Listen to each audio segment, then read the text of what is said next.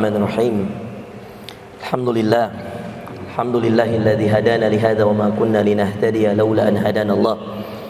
Asyhadu an la ilaha illallah wahdahu la syarikalah wa asyhadu anna Muhammadan abduhu wa rasuluhu la nabiyya wa la rasula ba'dah. Amma ba'd. Bapak Ibu yang dimuliakan Allah Subhanahu wa taala, Pak Direktur Dr. Syamsul Fidahullah, Pak Ketua Dr. Husaini Fidahullah taala, semoga Allah jaga, Allah kuatkan, Allah istiqamahkan para pengurus masjid. Alhamdulillah kita bisa sama-sama sholat subuh di sini, dan semua yang hadir, mungkin ada pasien, mungkin ada keluarga pasien, ya. Jangan khawatir Bapak Ibu sekalian, sholat subuh tidak akan mengurangi sedikit pun nikmat Allah, justru sebaliknya. Jangan khawatir ketika engkau bersujud pada Allah, tidak akan ada nikmat sedikit pun yang diangkat, malah sebaliknya. Jangan khawatir ketika engkau datang kepada Allah, di rumah Allah, di masjid Allah, tidak akan ada waktumu yang terbuang sia-sia. Karena yang menyembuhkan, yang punya langit dan bumi, itu ridha ketika kita banyak sujud kepadanya. Makanya dalam Al-Quran itu kemudian banyak perintah wasjuda waqtarib, bersujudlah dan mendekatlah. Sujud itu bagian daripada pendekatan terbaik. Kata Nabi SAW, aqrabu ma yakunul abdu ilallah wa huwa sajid. Sedekat-dekatnya posisi yang paling dia suka Allah dari semua gerakan hamba, dari semua keadaan hamba di bumi, Bapak Ibu, sujud. Wasjuda waqtarib, al-alaq, ayat terakhirnya wasjuda waqtarib, bersujudlah dan mendekatlah.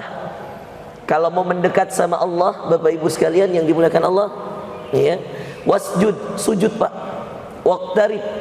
Makanya Nabi itu setiap Jumat baca as-sajadah, Bapak Ibu. Ya, panjang Ustaz, ya. Saya masih toleransi tadi itu Pak, ya. Sebenarnya itu as-sajadah yang tadi kita baca 2 rakaat itu rakaat pertama saja itu. Karena rakaat keduanya kalau hari Jumat subuh Nabi baca al-insan. Hal ata 'alal insani hinum minad dahri lam yakun syai'an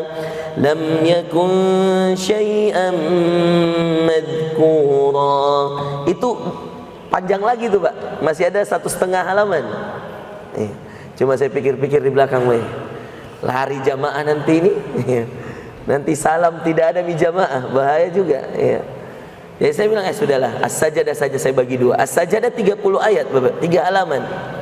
Rakaat pertama tadi 2 halaman kita baca, dan ada sujud tilawah. Itulah sujud tilawah. Berapa kali sujud tilawah dalam Quran, Ustaz? 15 kali. Mana yang paling dia suka Allah dari semua 15 itu? Ini surah as-sajadah, ayat tentang sujud. Ya. Makanya nama surahnya saja as-sajadah, sujud. Surah sujud Pak, ya. Tidak ada surah berdiri, tidak ada surah ruku, ya. Satu-satunya gerakan solat jadi nama surah sujud, as-sajadah, sujud. Kalau ada yang sakit Pak, kalau kita lagi banyak masalah, kadang-kadang kita cuma dibutuhkan untuk mendekatkan kening kita ini ke tempat sujud. Jauh-jauh kita ke dukun, jauh-jauh kita ke paranormal, na'udzubillah, syirik. Gampang sekali cara mendekatkan diri pada Allah, sujud. Saya pernah ada jamaah di Pondok Indah Pak, orang kaya, kontraktor, orang Bugis, pengusaha Pak, Masya Allah, mobilnya ada Lamborghini-nya, ada Land Cruiser-nya, Masya Allah.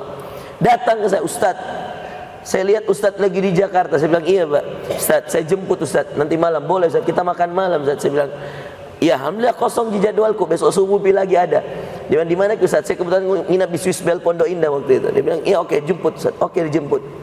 Malam kita jalan Pak, cerita dia 2 jam, nangis terus. Saya bilang, orang kaya, banyak uangnya, perusahaannya 8 Pak, rumahnya 15. 15. Hampir di setiap tambang ada rumahnya. Nih, di Sorowako ada, Makassar ada, Jakarta, Puncak, di Bogor ada, 15 rumahnya. 2 jam nangis. Saya dengar, saya kan suka dengar Pak, orang hijrah cerita, orang punya masalah cerita. Saya cuma bertanya, bagaimana tanggapan tak Ustaz? Saya sudah bilang, saya cuma mau bilang, kapan terakhir kali sujud? Saya bilang, Sudah sholat isya? Belum Ustaz. Maghrib? Belum Ustaz. Saya bilang pantas Pak. Pertanyaan saya juga, kapan terakhir kali sujud? Kan dia ajak saya habis isya makan malam. Ini menurut saya kebetulan musafir jamak. Maghrib saya sholat di masjid, saya jamak. Di isya ketemu. Cerita 2 jam. Lamanya saya tunggui, nangis terus. Saya tidak usah cerita apa aibnya, apa masalahnya. Saya tanya, kapan terakhir kali sujud? Diam. Saya sholat isya? Belum Ustaz. Maghrib? Belum Ustaz. Saya bilang, pantas Pak. Saya nggak usah jawab. Saya bilang, pantas. Pantas hidupnya nggak habis-habis masalahnya. Uangnya banyak tapi nggak dinikmati Pak. Inilah definisi bahagia itu mahal. Kadang-kadang ada staf, pegawai, pekerja gajinya cuma 3 juta per bulan, tapi bahagianya luar biasa.